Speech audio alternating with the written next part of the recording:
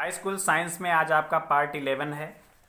Part 10 में मैंने आपको बताया था अवतल दर्पण द्वारा प्रतिबिंब यानी भिन्न भिन्न स्थितियों के लिए वस्तु की भिन्न भिन्न स्थितियां जो होती हैं उन स्थितियों पर प्रतिबिंब कहाँ कहाँ पर बनता है, कैसे कैसे बनता है। तो 6 कंडीशंस थी।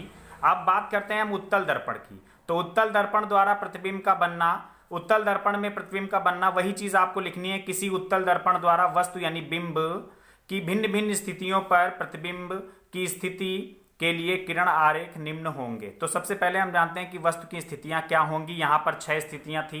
यहां पर केवल 2 ही स्थितियां हैं। कौन कौन सी? अनंत पर या अनंत तथा ध्रुव के मध्य यानी अर्थात निश्चित दूरी पर केवल वस्तु की 2 ही स्थितियां हैं। अब इन दोनों स्थितियों में आप देखिए, आपको पढ़ना यह है कि अब आपको यहां पर यह चित्र बना लेना है कि उत्तल दर्पण द्वारा प्रतिबिंब की स्थितियां कैसे होती हैं। जैसे वहां पर आपने ग्राफ बनाया था, तो आप लिखेंगे बिंब की स्थिति, प्रतिबिंब की स्थिति, प्रतिबिंब का साइज यानी आकार क्या होता है, उसके बाद प्रतिबिंब की प्रकृति क्या होती है।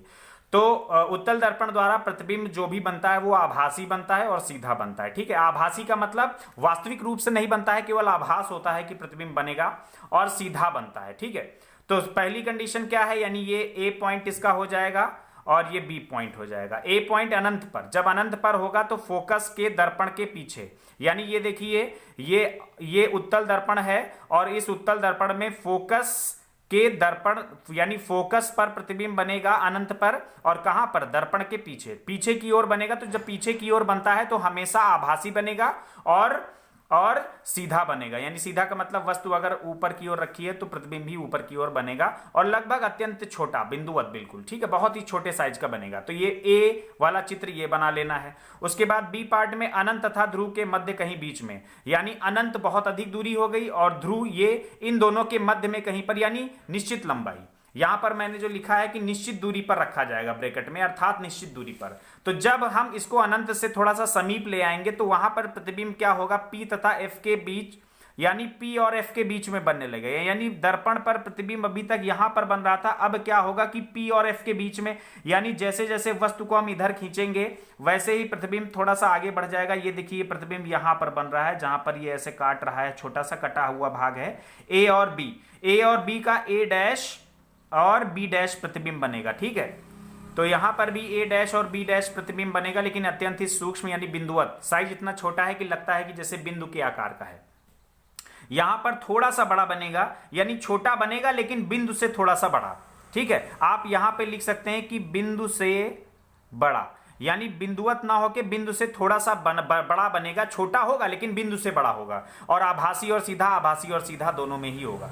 तो ये चित्र आपको बना लेना ए और बी। तो यानी सबसे पहले आपको ये लिखना है, वस्तु की स्थितियां 2 लिखनी है, फिर उसके बाद ये ग्राफ बना लेना है, उसके बाद नीचे दोनों चित्र बना लेने हैं ए और बी। अनंत पर जब होगा ए बी वस्तु, तब प्रतिबिंब फोकस पर बनेगा दर्पण के पीछे, और जब अनंत और उसके मध्य में कहीं पर वस्तु ए बी ले आएंगे तो क्या होगा कि फोकस और ध्रुव के बीच बनने लगेगा, और फोकस और ध्रुव के बीच ही बनेगा, लेकिन दर्पण के पीछे ही बनेगा, यानी दर्पण के पीछे। ठीक है, तो दर्पण के पीछे जो भी प्रतिबिंब बनते हैं वो हमेशा सदैव सदैव आभासी माने जाते हैं, क्योंकि वास्तविक रूप से सामने बनता है। पीछे अगर प्रतिबिंब बन रहा है तो वो आभासी ही होगा। इसका अध्ययन करने के लिए आप ये देख सकते हैं कि वास्तविक और आभासी में अगर आप देखें अवतल दर्पण में, तो प्रतिबिंब आगे बन रहा है यानी वास्तविक होगा, इसमें भी आगे बन रहा वास्तविक होगा, इसमें भी आगे बन रहा वास्तविक होगा, इसमें भी आगे बन रहा वास्तविक होगा, इसमें भी आगे बन रहा वास्तविक होगा। तो A B C D E, लेकिन लास्ट कंडीशन जो है उसमें प्रतिबिंब दर्पण के पीछे बन रहा है, ए डैश बी डैश, यानी ए बी वस्तु जो रखी है एफ और पी के मध्य में, उसका प्रतिबिंब पीछे की ओर ए डैश बी डैश बन रहा। तो इसमें आप छठी कंडीशन में आप देख रहे होंगे कि प्रतिबिंब आभासी होगा। यहां पर ये देखिए, ये जो मैंने ग्राफ बनाया था, इस छठी कंडीशन में देखिए आभासी और सीधा आ गया। ये देखिए आभासी आ गया, यानी पीछे बनेगा तो आभासी होगा, प्रतिबिंब आगे बनेगा तो सभी में वास्तविक है। ठीक, और सभी में उल्टा है। जब आभासी बनता है तो सभी में सीधा जाता है, या चाहे अवतल दर्पण की छठी कंडीशन में आप देख लीजिए आभासी और सीधा है, चाहे उत्तल दर्पण की दोनों ही कंडीशन में आप देख लीजिए आभासी और सीधा है। ठीक है, तो ये ध्यान रखिएगा, ये डाउट के लिए मैंने रिपीट कर दिया है कि जब वास्तविक होगा तो उल्टा बनेगा और जब आभासी होगा तो सीधा बनेगा। अब इसकी छठी कंडीशन में दर्पण वही अवतल दर्पण के लिए आभासी और सीधा बनता है और उत्तल दर्पण के लिए दोनों ही कंडीशन में आभासी और सीधा बनता है। तो जिस तरीके से मैंने बताया है उस तरीके से आपको नोट कर लेना है। PDF फाइल मैं सेंड किए दे रहा हूँ, उसी के अकॉर्डिंग आपको लिखना है। थैंक यू बच्चों।